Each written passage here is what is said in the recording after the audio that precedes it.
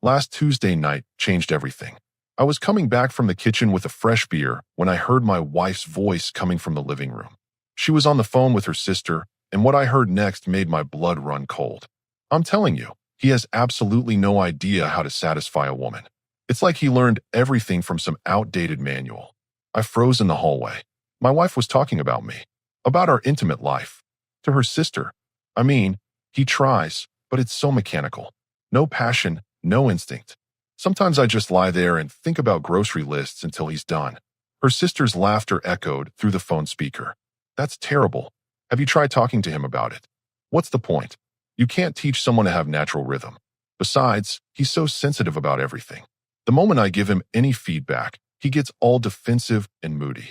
I stood there listening to my own wife tear me apart to someone else. Every word felt like a punch to the gut. But what really got to me wasn't just the criticism.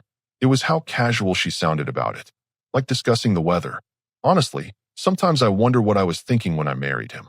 My friends keep asking why I look so tired all the time, and I can't exactly tell them it's because my husband thinks foreplay is asking if I'm ready. More laughter from her sister. Oh no, he doesn't.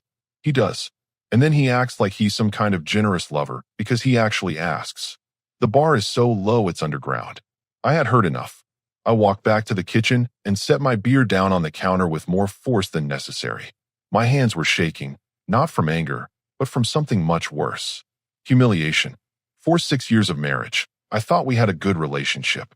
Sure, we had our ups and downs like any couple, but I never imagined she viewed our most intimate moments with such contempt. I thought about all the times I tried to please her, all the effort I put into making sure she was comfortable and satisfied. Apparently, I was just fooling myself. I heard her say goodbye to her sister and hang up. A few minutes later, she walked into the kitchen with that same smile she always wore around me. "Hey babe, what are you doing in here?" she asked, reaching for a glass of water. "Just getting a drink," I replied, studying her face. She looked completely normal. No guilt, no discomfort. Like she hadn't just spent 20 minutes destroying my confidence to someone else. "Everything okay? You look a little pale." I almost laughed at the irony. "I'm fine. Good. I was just talking to my sister." She says hi. I'm sure she does. If she caught the sarcasm in my voice, she didn't show it. She just kissed my cheek and walked back to the living room to continue watching her show. I stood there in the kitchen for another 10 minutes, replaying every word I'd heard. The worst part wasn't even the criticism itself. It was the realization that while I'd been treating our marriage like a partnership, she'd been treating it like a performance review. And apparently, I was failing. That night, as she fell asleep next to me, I stared at the ceiling and wondered how long this had been going on. How many people had she complained to about me? How many conversations had I missed where she painted me as some incompetent husband who couldn't even satisfy his own wife? For the first time in our marriage, I started questioning everything. Was I really as terrible as she made me sound? Or was there something else going on here? I thought about the way she responded to my efforts, the way she always seemed distracted or impatient. I'd always blamed myself, thinking I needed to try harder or be better. But now I wondered if the problem wasn't my technique. Maybe the problem was that she'd already decided I wasn't worth her genuine attention. The next morning, she acted like nothing had happened. Made coffee, kissed me goodbye, told me to have a good day at work. Same routine as always. But something fundamental had shifted in me overnight. I wasn't angry. Not yet. I was calculating. If my wife thought I was such a disappointment, then maybe it was time I found out what other people thought of me. Maybe it was time I stopped trying so hard to please someone who clearly couldn't be pleased. As I drove to work that morning, I made myself a promise. I wasn't going to confront her about what I'd heard. Not yet. First, I was going to do some investigating of my own. I needed to know exactly how deep this disrespect went before I decided what to do about it. Because if there's one thing I've learned about myself over the years, it's that I don't stay where I'm not wanted. And based on what I'd heard last night, it was becoming very clear that my own wife might not want me as much as I thought she did. Over the next 2 weeks, I became a detective in my own marriage. Not the obsessive, paranoid kind, but the methodical type who pays attention to details he'd previously ignored. It started with her phone habits. She'd always been protective of her device, but now I noticed the pattern. Every time she stepped away to take a call from work or text her mom, she'd disappear for 20 or 30 minutes. And when she came back, She'd have that same satisfied look someone gets after venting to a friend. I didn't snoop through her messages. I didn't need to. Her behavior told me everything. Last Friday, we went to her coworker's birthday party. I was talking to a group of guys by the bar when I noticed her across the room with 3 other women, all huddled together like they were sharing state secrets. Their body language screamed gossip session. One of them glanced over at me and shook her head with this pitying expression. Another one patted my wife's shoulder like she was consoling her about something tragic.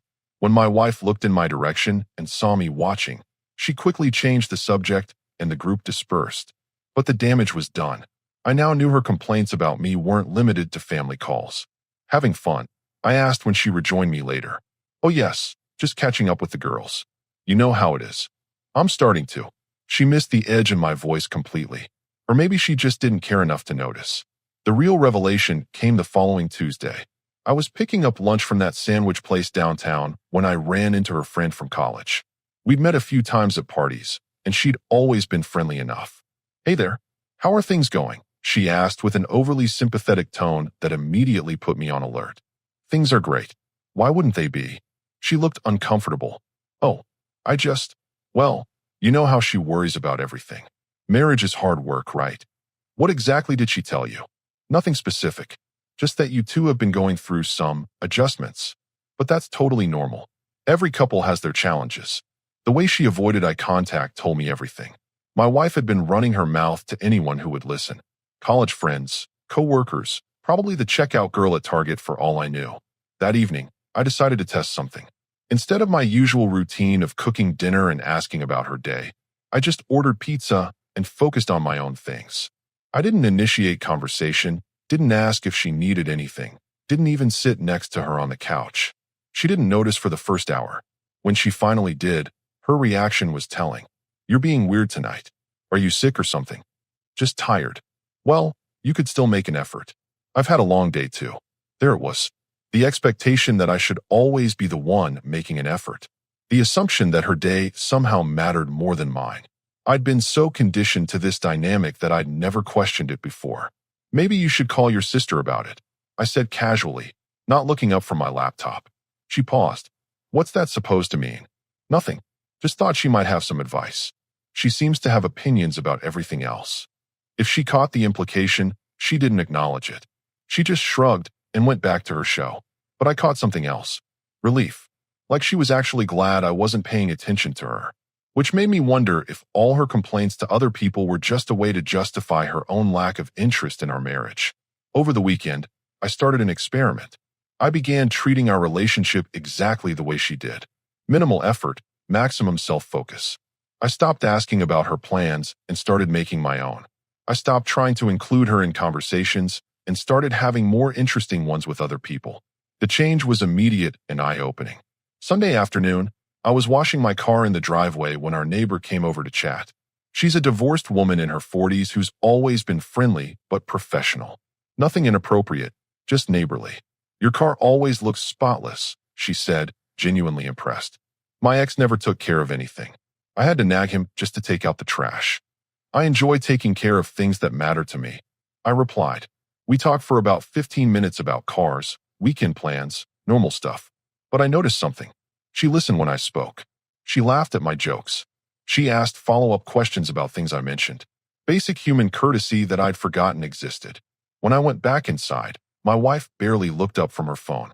Who were you talking to out there? She asked absently. The neighbor. That's nice.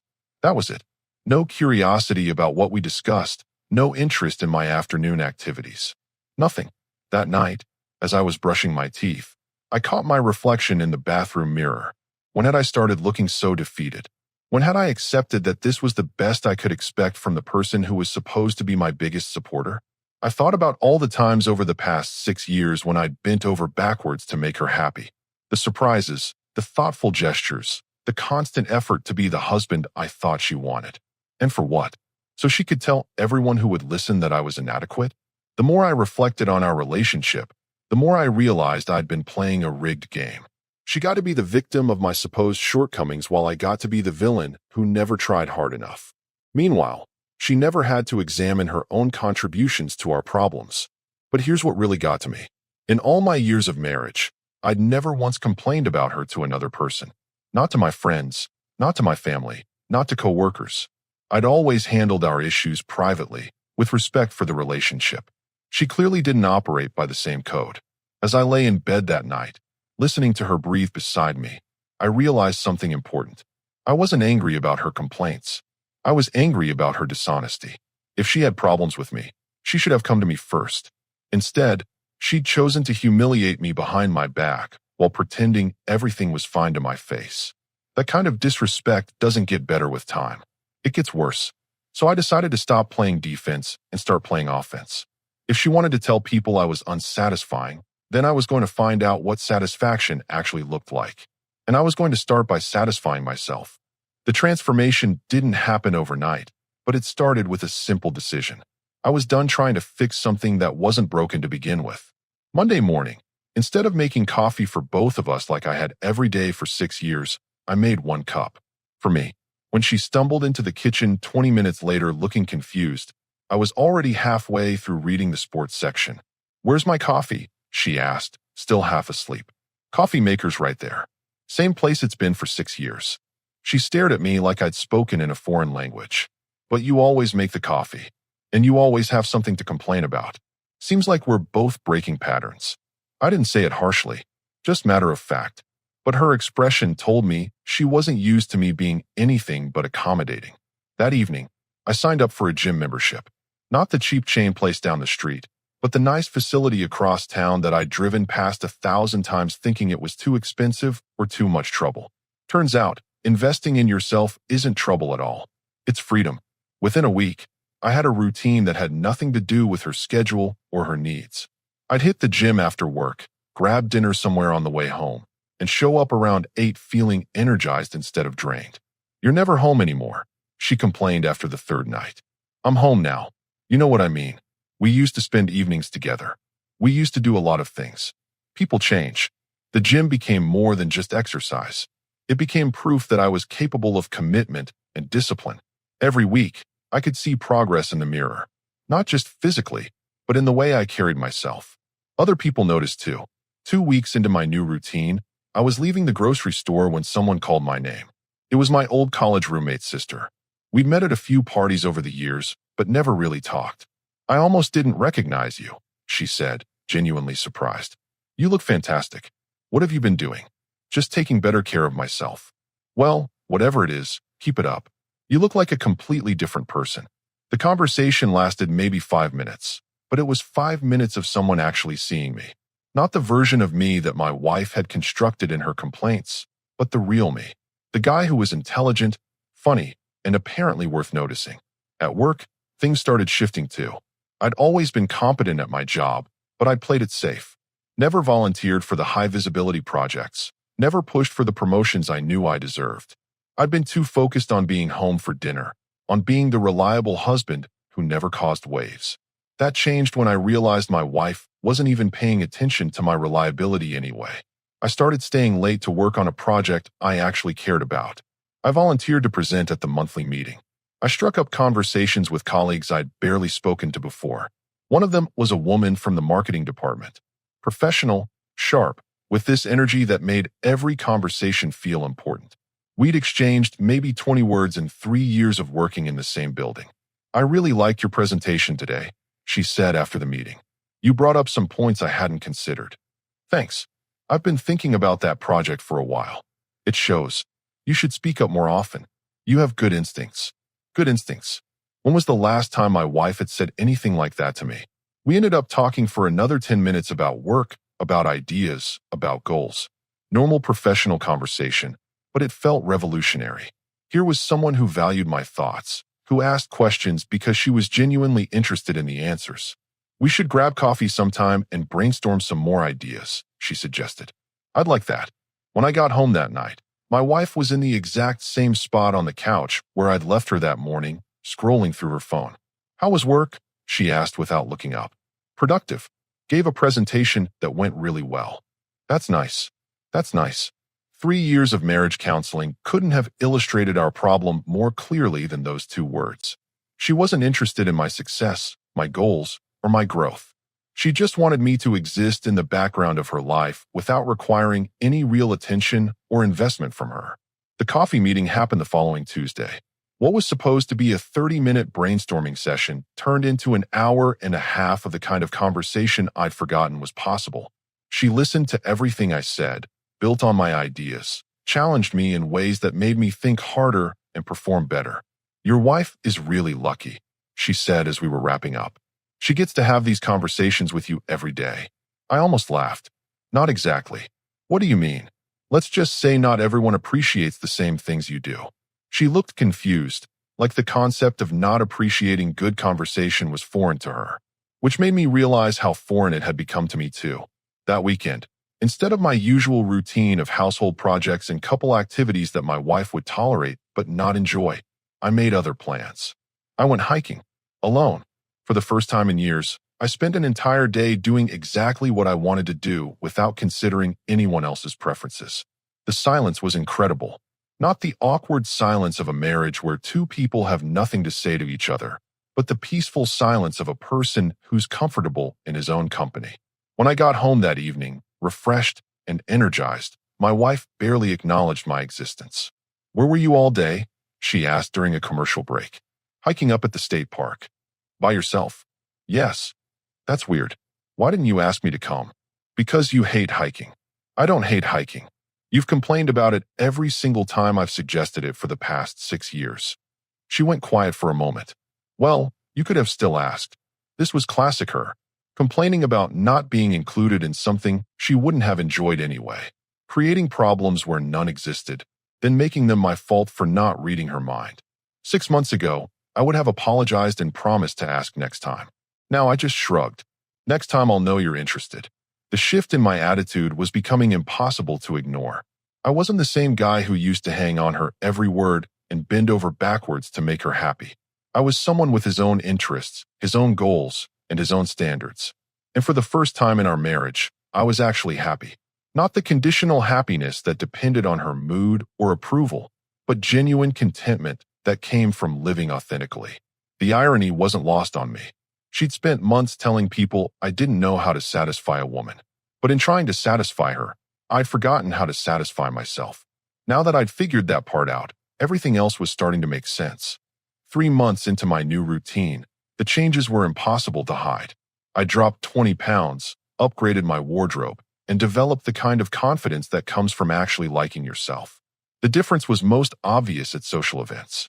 We went to her company's annual barbecue on a Saturday afternoon. In the past, I would have stuck close to her side, making small talk with whoever she wanted to talk to, being the supportive husband in the background.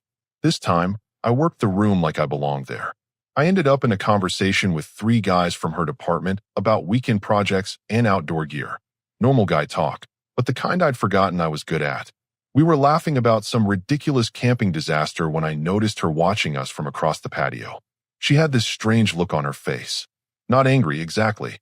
More like she was seeing something she didn't recognize. "Your husband's pretty funny," one of the guys said to her when she joined our group. "He was just telling us about that fishing trip disaster." "Oh yes, he's very entertaining," she said, but her tone was flat. Like she wasn't quite sure how to respond to people actually enjoying my company. Later, while I was getting drinks from the cooler, her coworker's wife approached me. "I hope you don't mind me saying, but you seem really different from the last time we met."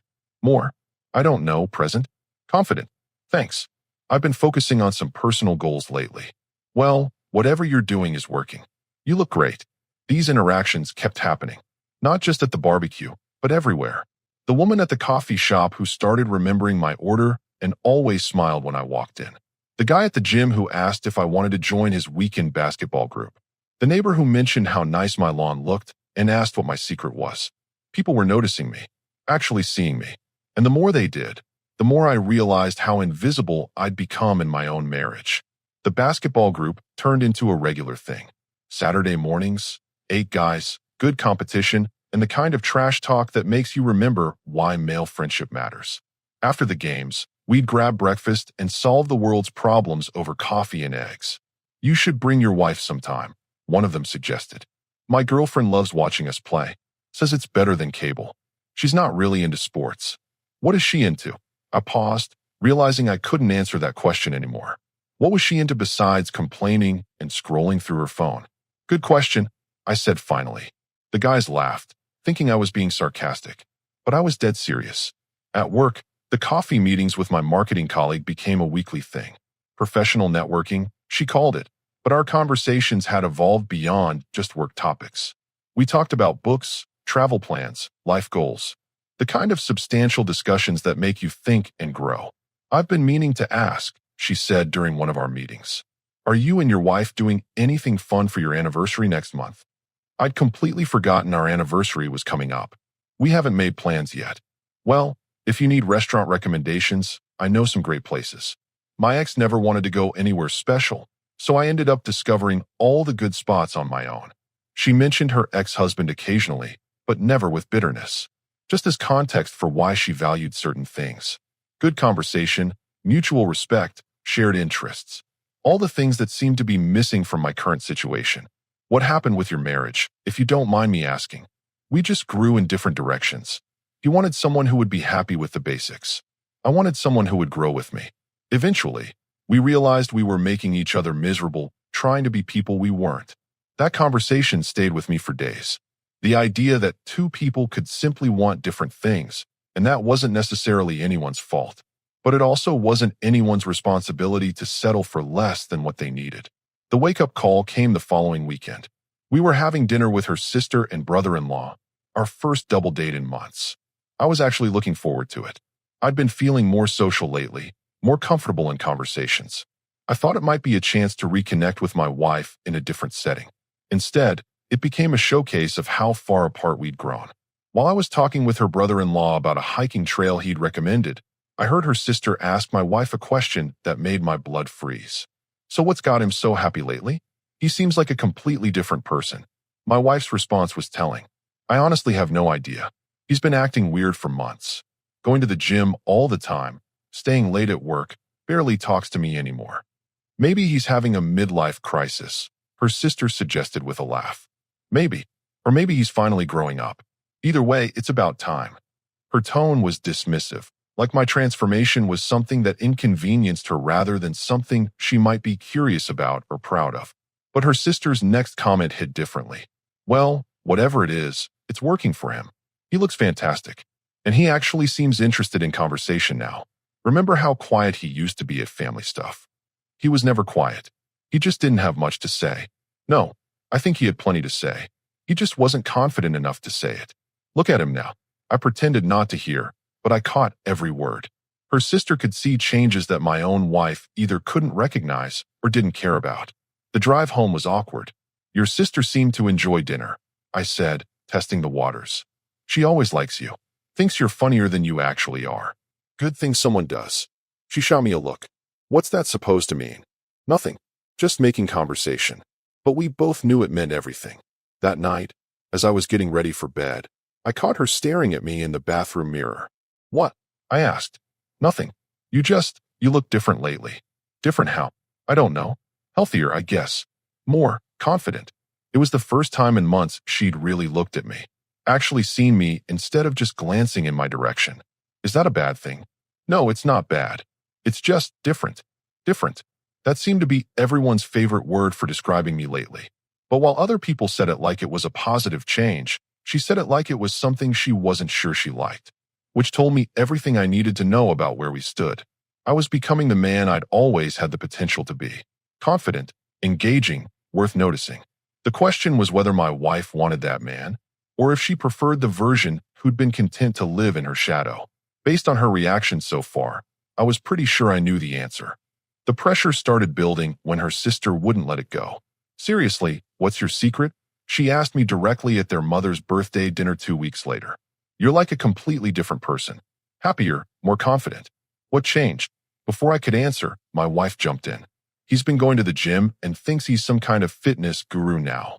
It's not just the gym, her sister pressed. You seem more, I don't know, more alive. Like you actually enjoy your life now. I do enjoy my life. Well, that's obvious. The question is why now? What was different before? My wife's face tightened. She clearly didn't like where this conversation was heading. People change, I said simply. Sometimes you just realize you've been settling for less than you deserve. The silence that followed was deafening. Later that week, my wife tried a different approach. She started making efforts she hadn't made in years. Cooking my favorite meals, suggesting we watch movies together, even initiating conversations about my work. But it felt forced. Desperate, even. We should plan a weekend getaway, she suggested over breakfast. Just the two of us. Remember how we used to do that? When was the last time we did that? She paused, clearly trying to remember. It's been a while, but that doesn't mean we can't start again. Why now? What do you mean, why now? Can't I want to spend time with my husband? You can. I'm just curious about the timing. She got defensive. I don't need a reason to want to reconnect with you. But we both knew she did have a reason. The problem was that her sudden interest felt like damage control, not genuine affection. The breaking point came when her sister cornered me at the grocery store.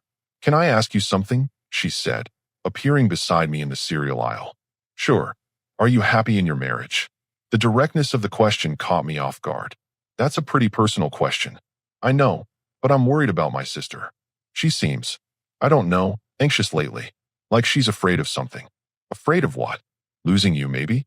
She keeps asking me if I think you're acting strange, if I notice anything different. She's obsessing over it. Interesting. So my wife was worried enough to pump her sister for information, but not worried enough to actually talk to me directly. What do you think? I asked. Honestly, I think you figured out you're worth more than you were getting. And now she's panicking because she realizes what she might lose. Her sister was smarter than I'd given her credit for. The thing is, she continued, she's been complaining about you for years. To me, to our mom, to her friends. Always something wrong. Always something you weren't doing right. I know. You know? I've known for a while. And you're okay with that? I'm handling it. She studied my face carefully. Good. Because honestly, the way you are now, this confident, happy version, this is who you were meant to be. Don't let anyone convince you to go backwards. That evening, my wife was waiting when I got home from the gym. We need to talk, she said. About what? About us.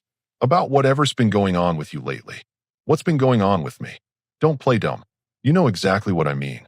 The gym, the attitude, the way you barely talk to me anymore. I talk to you, not like you used to. You used to care about my day, about what I was thinking, about making me happy.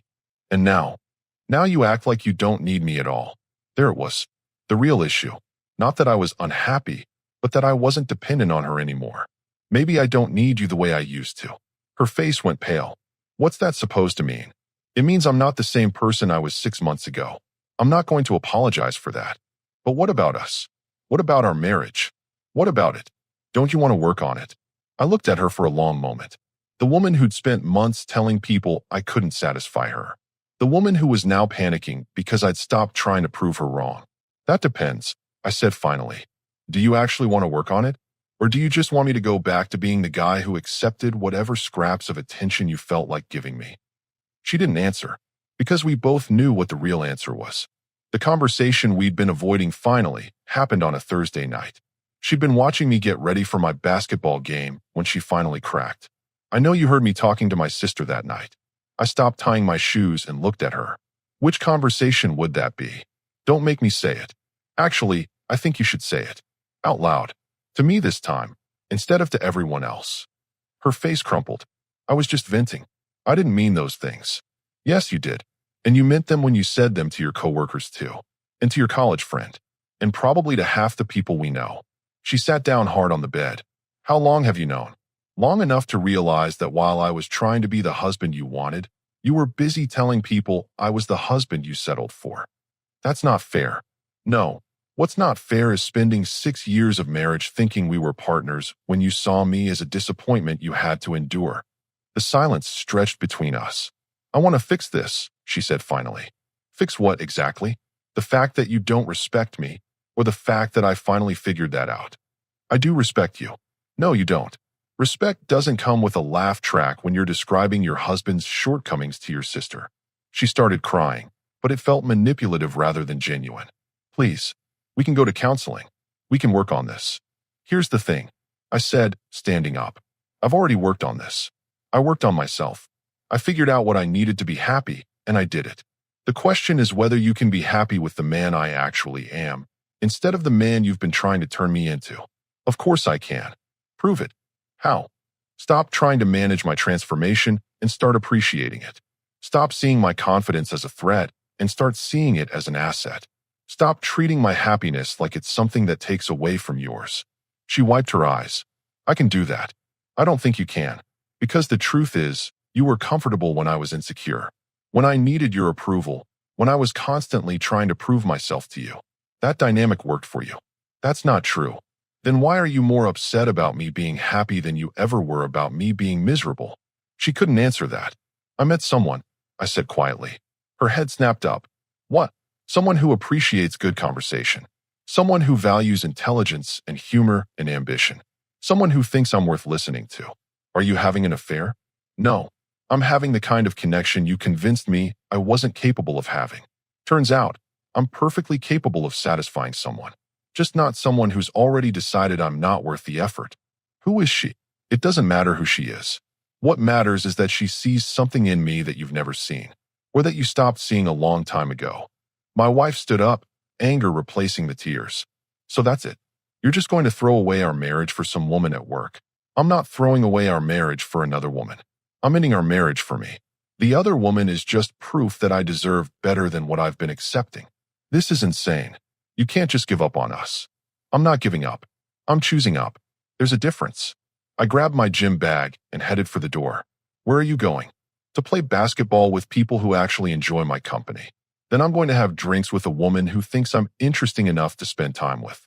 And tomorrow, I'm going to wake up in a life where I'm valued instead of tolerated. And us? What about us? I turned back to her one last time. There is no us. There's you, complaining to anyone who'll listen about how disappointing I am. And there's me, finally understanding that the problem was never my performance. The problem was your audience. I walked out that night and didn't look back.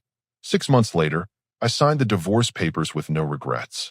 My wife tried to paint me as the villain who abandoned our marriage for another woman, but her sister knew better. Her coworkers knew better. Even her friends knew better.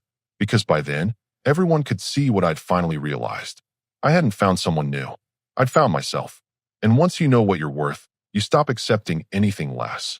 The woman from marketing became much more than a colleague. Not because I was looking for a replacement, but because she recognized the man I'd always been underneath the insecurity and self-doubt. You know what I love most about you, she told me one evening as we watched the sunset from her deck. What's that? You know exactly who you are, and you're not apologizing for it. She was right.